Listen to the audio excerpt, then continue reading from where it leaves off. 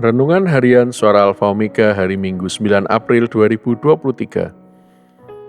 Mazmur pasal 32 ayat 5. Dosaku kuberitahukan kepadamu dan kesalahanku tidaklah kusembunyikan. Aku berkata, aku akan mengaku kepada Tuhan pelanggaran-pelanggaranku dan Engkau mengampuni kesalahan karena dosaku. Kitab Mazmur 32 termasuk dalam 7 Mazmur penyesalan atau pengakuan dosa.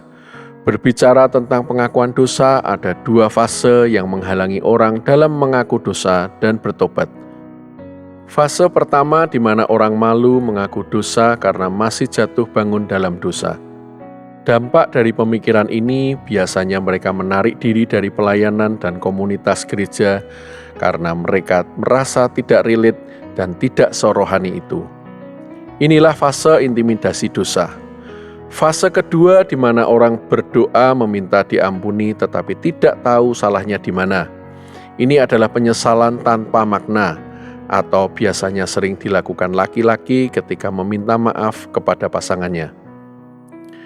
Orang tidak akan berubah dari dosa dan kesalahannya hanya dengan mengaku salah atau mengaku dosa tanpa mengetahui kesalahannya dan dosanya.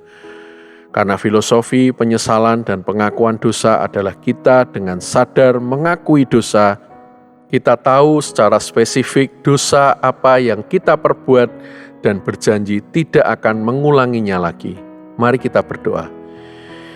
Ya Tuhan, kami butuh pertolongan-Mu untuk berani dan tidak malu mengakui dosa.